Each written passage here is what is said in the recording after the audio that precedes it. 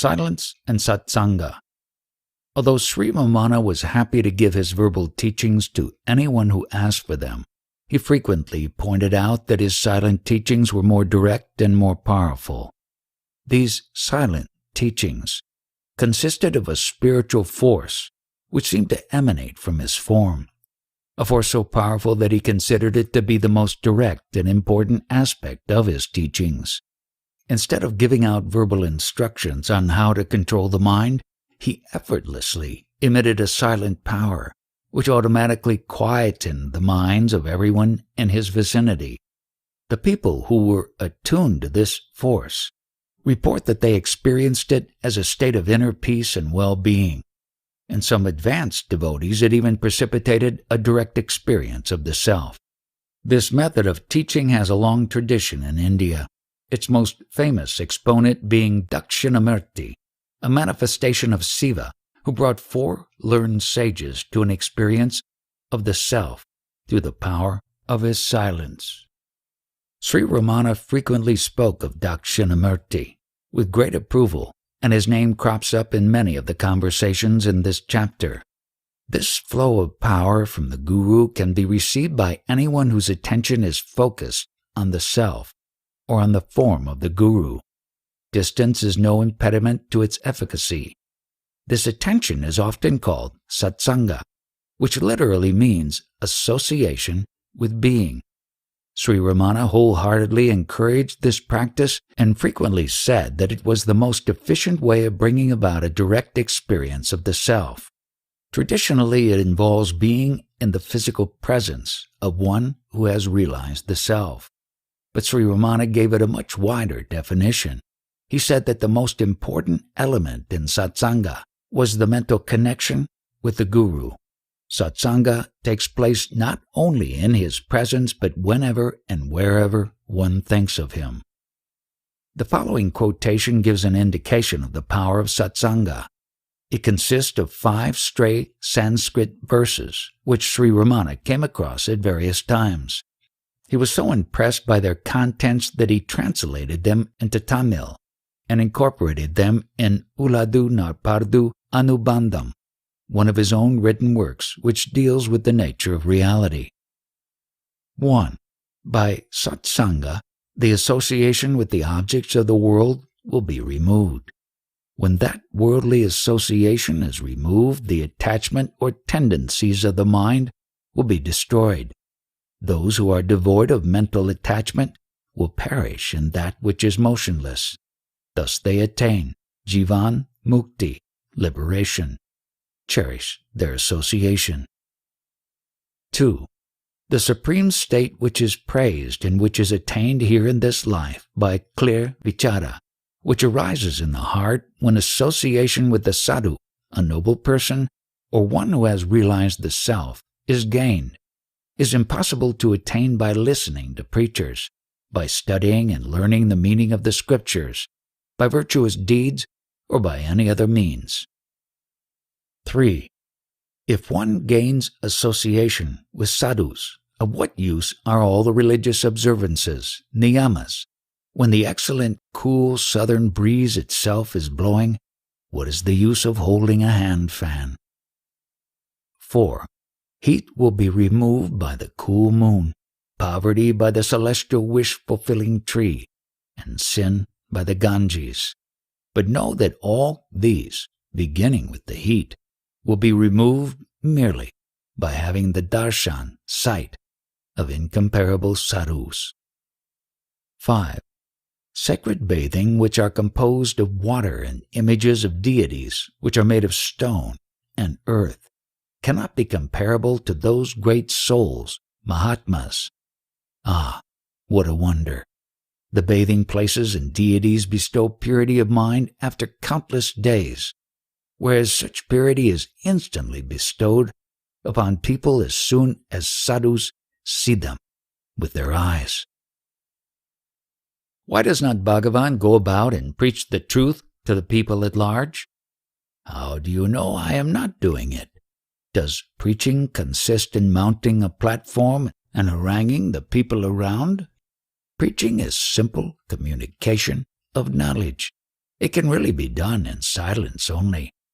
What do you think of a man who listens to a sermon for an hour and goes away without having been impressed by it so as to change his life?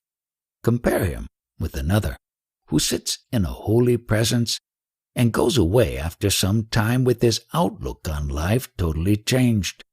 Which is the better, to preach loudly without effect, or to sit silently sending out inner force? Again, how does speech arise? First, there is abstract knowledge. Out of this arises the ego, which in turn gives rise to thought, and thought to spoken word. So the word is the great-grandson of the original source. If the word can produce an effect, judge for yourself how much more powerful must be the preaching through silence. How can silence be so powerful? A realized one sends out waves of spiritual influence which draw many people towards him, yet he may sit in a cave and maintain complete silence. We may listen to lectures upon truth and come away with hardly any grasp of the subject, but to come in contact with a realized one, though he speaks nothing, will give much more grasp of the subject. He never needs to go out among the public. If necessary, he can use others as instruments. The Guru is the bestower of silence, who reveals the light of self-knowledge which shines as the residual reality. Spoken words are of no use whatsoever if the eyes of the Guru meet the eyes of the disciple. Does Bhagavan give Diksha, initiation? Mauna, silence, is the best and the most potent Diksha. That was practiced by Sri Dakshinamurti. Initiation by touch, look, etc. are all of a lower order. Silent initiation changes the hearts of all. Dakshinamurti observed silence when the disciples approached him. That is the highest form of initiation. It includes the other forms. There must be subject-object relationship established in the other dikshas. First the subject must emanate, and then the object. Unless these two are there, how is the one to look at the other or touch him? Mauna Diksha is the most perfect. It comprises looking, touching, and teaching. It will purify the individual in every way and establish him in the reality. Swami Vivekananda says that a spiritual guru can transform spirituality substantially to the disciple. Is there a substance to be transferred? Transfer means eradication of the sense of being the disciple. The master does it. Not that the man was something at one time and metamorphosed later into another. Is not the grace the gift of the guru? God, grace, and guru are all synonymous and also eternal and immanent. Is not the self already within? Is it for the guru to bestow it by his look? If a guru thinks so, he does not deserve the name. The books say that there are so many kinds of diksha, initiation by hand, by touch, by eye, etc. They also say that the guru makes some rites with fire, water, japa, or mantras, and calls such fantastic performances dikshas, as if the disciple becomes ripe only after such processes are gone through by the guru. If the individual is sought, he is nowhere to be found. Such is the guru. Such is Dakshinamurti. What did he do? He was silent when the disciples appeared before him. He maintained silence, and the doubts of the disciples were dispelled, which means that they lost their individual identities. That is jnana, and not all the verbiage usually associated with it. Silence is the most potent form of work. However vast and emphatic the sastras may be, they fail in their effect. The guru is quiet, and peace prevails in all. His silence is more vast and more emphatic than all the sastras put together. These questions arise because of the feeling that, having been here so long, heard so much, exerted so hard, one has not gained anything. The work proceeding within is not apparent. In fact, the guru is always within you. Can the guru's silence really bring about advanced states of spiritual awareness? There is an old story which demonstrates the power of the Guru's silence. Tatvaraya composed a Bharani, a kind of poetic composition in Tamil, in honor of his Guru Swarupananda, and convened an assembly of learned pandits to hear the work and assess its value. The pandits raised the objection that a Bharani was only composed in honor of great heroes capable of killing 1,000 elephants in battle, and that it was not in order to compose such a work in honor of an ascetic. Thereupon the author said, "Let us all go to my Guru, and we shall have this matter settled there." They went to the Guru, and after they had all taken their seats, the author told his Guru the purpose of their visit. The Guru sat silent, and all the others also remained in Mauna. The whole day passed, the night came, and some days and nights, and yet all sat there silently, no thought at all occurring to any of them, and nobody thinking or asking why they had come there.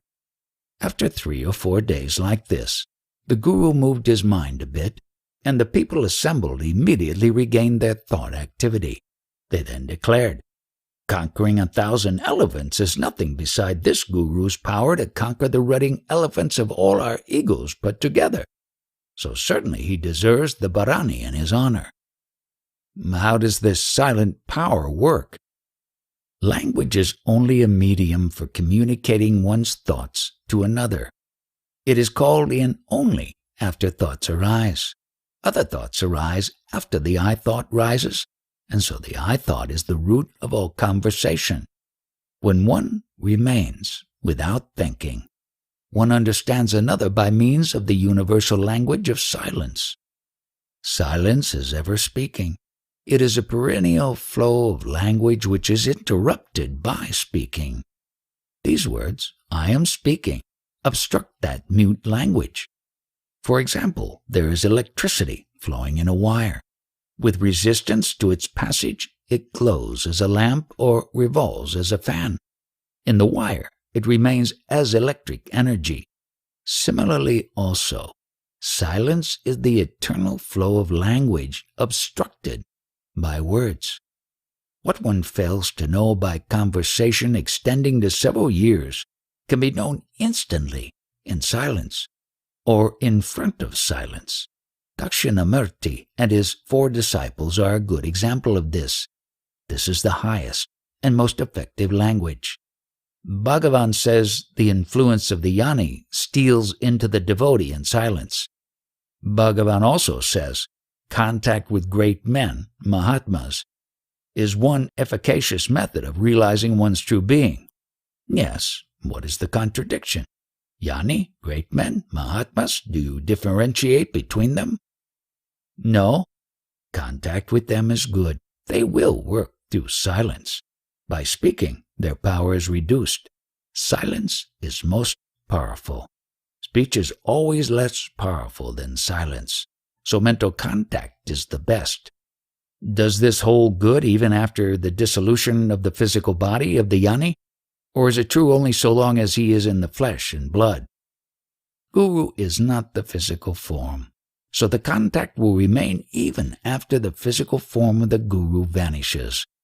One can go to another Guru after one's Guru passes away, but all Gurus are one, and none of them is the form you see. Always mental contact is the best. Is the operation of grace the mind of the Guru acting on the mind of the disciple, or is it a different process? The highest form of grace is silence. It is also the highest upadesa, teaching. Vivekananda has also said that silence is the loudest form of prayer. It is so for the seeker's silence. The Guru's silence is the loudest upadesa. It is also grace in its highest form. All other dikshas, initiations, are derived from Mona, and are therefore secondary. Mona is the primary form. If the Guru is silent, the seeker's mind gets purified by itself. Sri Bhagavan's silence is itself a powerful force. It brings about a certain peace of mind in us. Silence is never-ending speech. Vocal speech obstructs the other speech of silence. In silence, one is in intimate contact with the surroundings. The silence of Dakshinamurti removed the doubts of the four sages. Mona, Vyakta, Prakatita, Tattvam means the truth expounded by silence. Silence is said to be exposition. Silence is so very potent. For vocal speech, organs of speech are necessary and they precede speech. But the other speech lies even beyond thought. It is, in short, transcendent speech or unspoken words, paravak. Can everyone benefit from this silence? Silence is the true upadesa. It is the perfect upadesa. It is suited only for the most advanced seeker. The others are unable to draw full inspiration from it.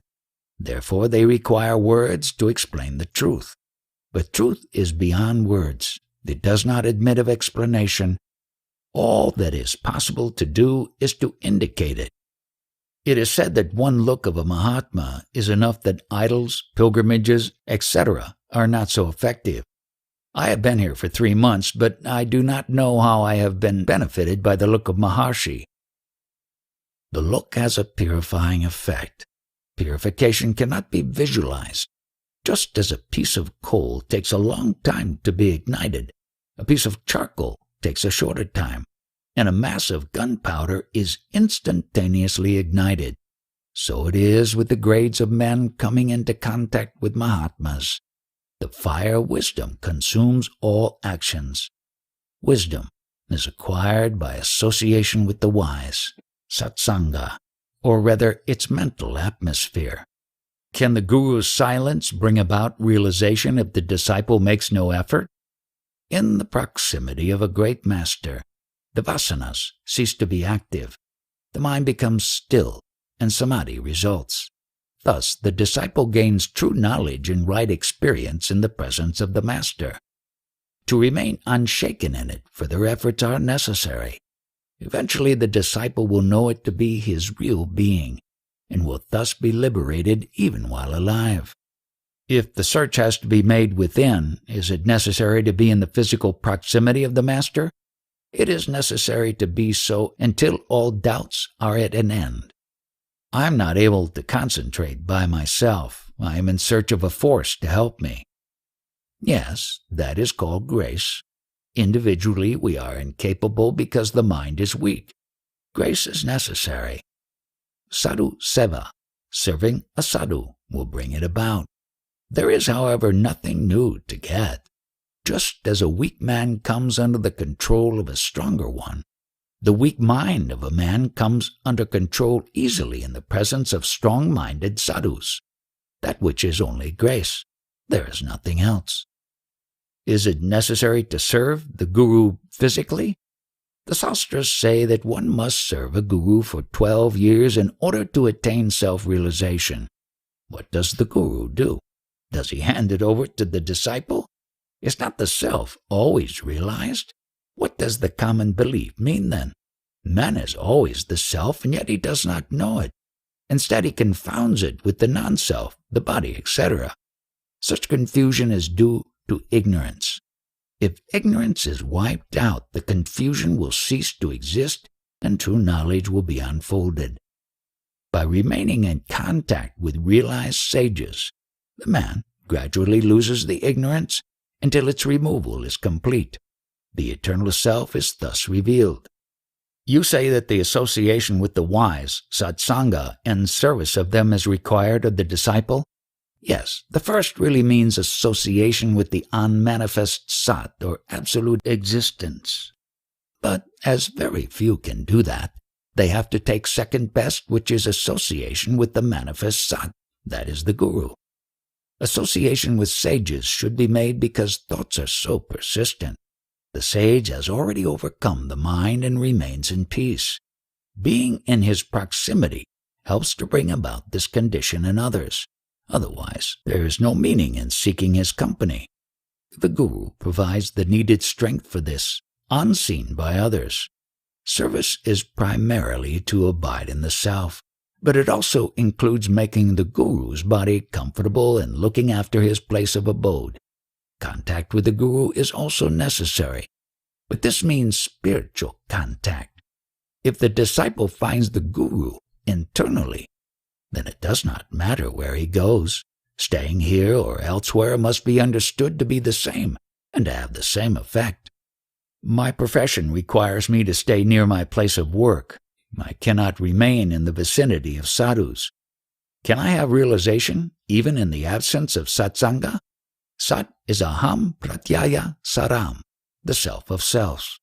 The sadhu is that self of selves. He is immanent in all. Can anyone remain without the self? No. So no one is away from satsanga. Is proximity to the guru helpful? Do you mean physical proximity? What is the good of it? The mind alone matters. The mind must be contacted. Satsanga will make the mind sink into the heart. Such association is both mental and physical. The extremely visible being of the guru pushes the mind inward. He is also in the heart of the seeker, and so he draws the latter's inward bent mind into the heart.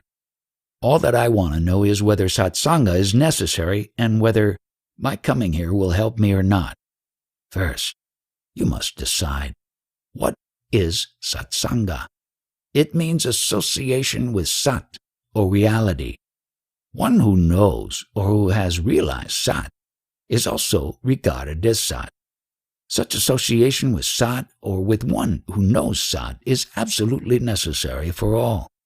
Sankara has said that in all the three worlds there is no boat like satsanga to carry one safely across the ocean of births and deaths. Satsanga means sangha, association, with sat. Sat is only the self. Since the self is not now understood to be sat, the company of the sage who has thus understood it is sought. That is satsanga. Introversion results. Then sat is revealed.